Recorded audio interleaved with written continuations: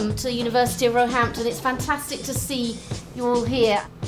We hope to create a really strong network of universities, staff and students to work together going forward in the realm of human rights.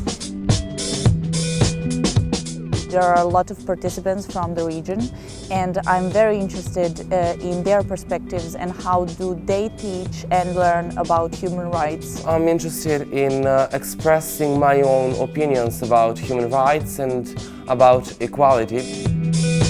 It was very exciting to get the place and visit London, study in a group, meet other people from other universities. The HEART project is an EU-funded project. It involves 15 universities, 11 of which are from the Western Balkans and the others from EU universities. And its purpose is to support the development of human rights education in the Western Balkans. The summer school is an opportunity for students from some of the partner universities to come and share their experiences of what they're learning and be exposed to some perhaps new ideas in human rights education. I'd like to think we're here because human rights matter. If those are the reasons why we're really here, what we should be exploring over the next 2 weeks is how we can talk to each other and learn from what we know to help that situation.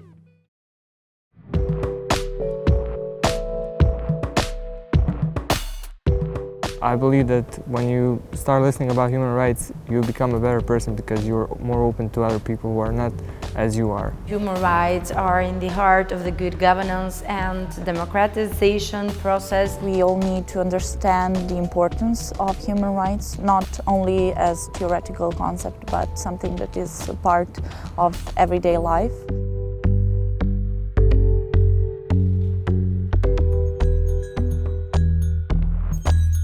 Playing the same game on different tables, they actually have different rules.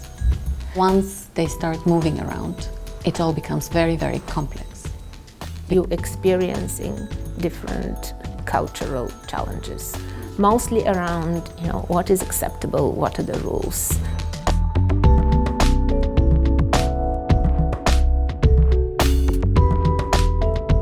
It is about what happens when you don't know the code of the culture. The Western Balkans, like many other countries, faces many civil, political, social and economic challenges, of which rights and human rights are an important way of addressing those challenges. This topic is not yet that developed, so I'm very interested to hear about different experiences from the region in order to share it with my colleagues at my university. If Albania youth knows more about human rights, it would be a great opportunity for the future of our country. Human rights are very, very important for the countries from Western Balkans, especially post-conflict countries with such difficult experiences.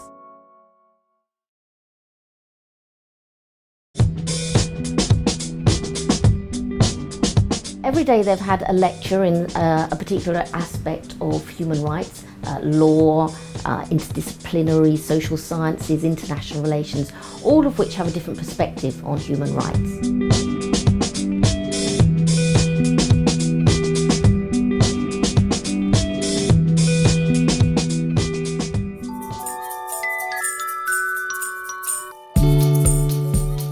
London is a global city, it's a hub of all the globalising activities, and it's an incredibly exciting experience for these students.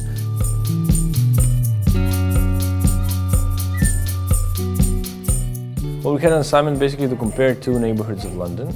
We chose to compare parts like Piccadilly Circus, Bond Street, Regent Street, etc. with Shadwell. We were supposed to walk through London, see different parts of London and try to compare, to see differences, to see cultures, different people living there. It's very interesting how some some spaces just in the way that the spaces are set up. People are welcomed and integration is facilitated simply by the infrastructure. In our city of Belgrade, it's not that different in terms of, yeah, we have like a lot of rich neighborhoods and a lot of poor neighborhoods, but they're not that close to each other. The way that London evolved basically dictated this proximity of these completely different neighborhoods, and it was interesting for us to see how such a city can function.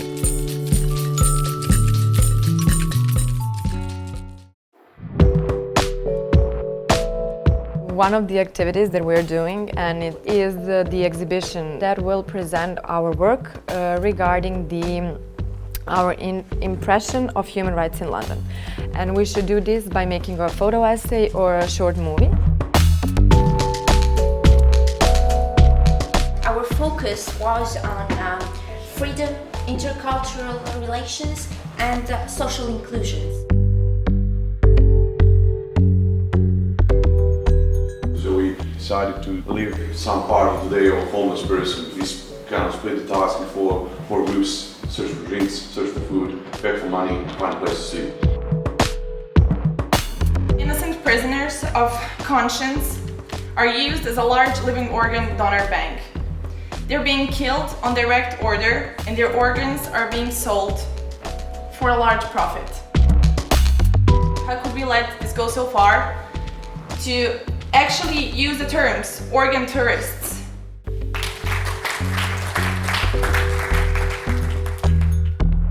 Gave them lots of possibilities to listen to well-known professors, and at the same time trying to mix together the life experience and theoretical aspects by producing what we have today in this exhibition. It's about generating best practice. It's about learning from people who are doing stuff, doing good things, and pulling them together into a way that says this is how you can develop and deliver human rights education. In the Western Balkans, putting human rights into the curriculum of universities is not only a way of educating about rights, it's also a way of educating future generations about the rights that they have and should expect.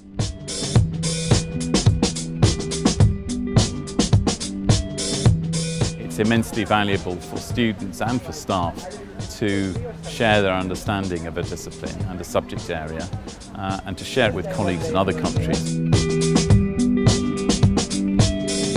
It's my first time here in London and such a beautiful experience here. The summer school that I've gotten the most out of was just the interaction with all the people from the different places. I found really interesting this approach to explore human rights by exploring London, that could maybe be implemented in Belgrade also.